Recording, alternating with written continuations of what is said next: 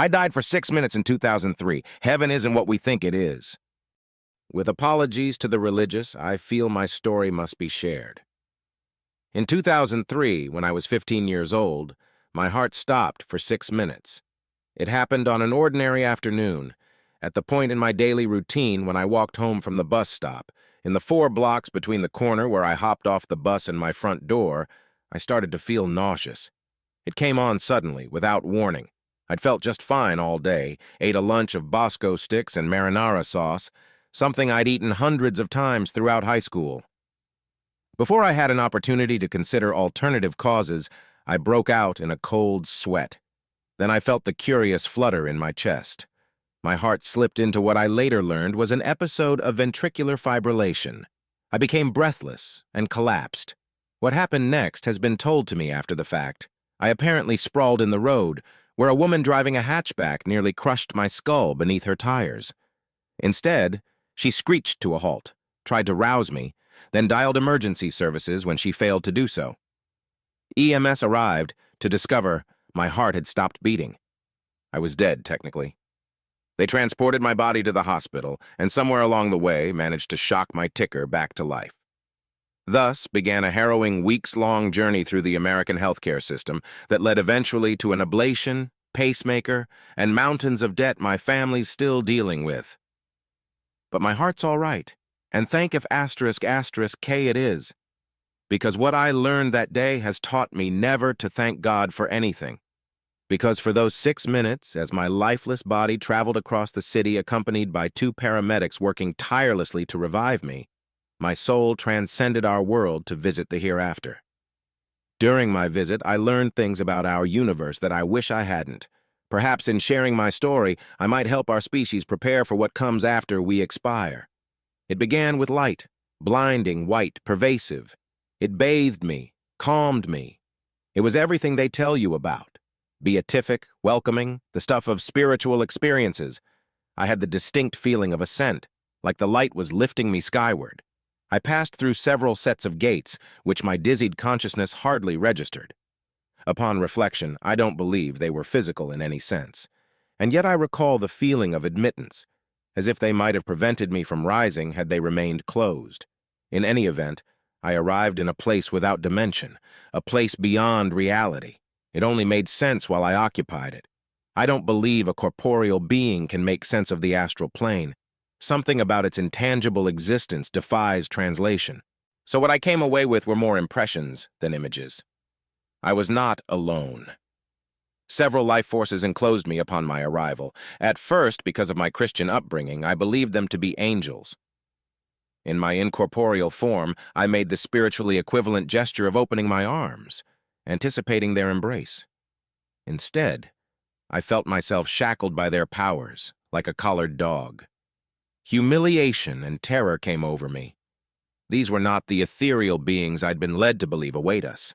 These were cruel, unsympathetic overlords by whom I was fettered. Why, I thought, my soul wailing like a petulant child. Something like laughter returned, but it was cold, mocking. Thoughts floated into my consciousness like birds winging in and out of sight.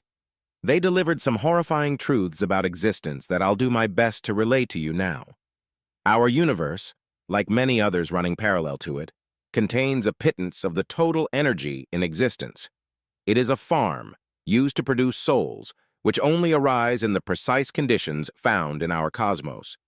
When you hear scientists talk about the improbability of the existence of our Goldilocks universe, it's because they don't actually come into being spontaneously.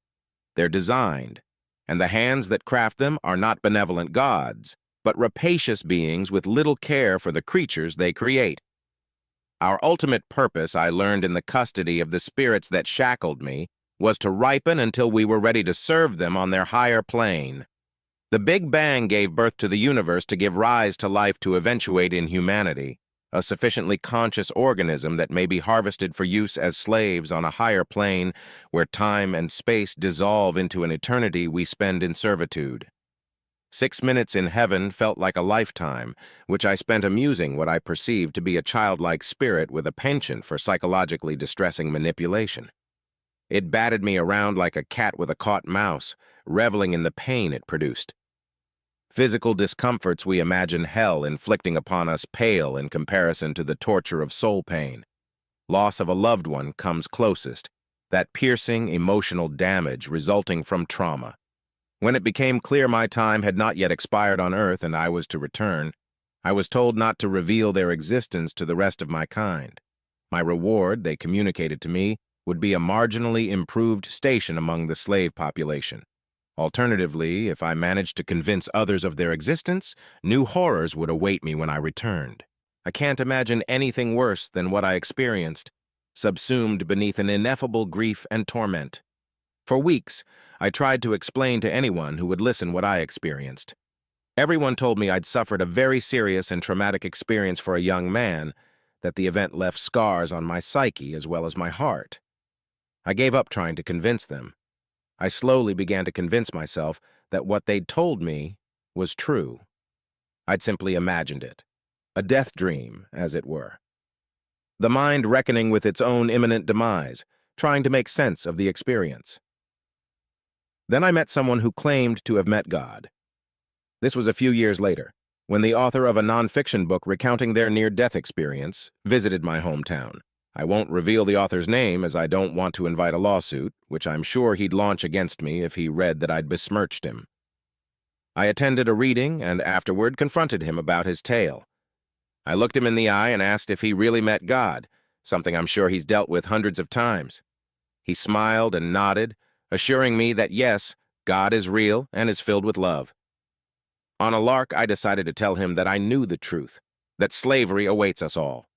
A flicker in his gaze betrayed his knowledge of the fact. He really had died and visited the afterlife, but lied about it in his book. Because he knew.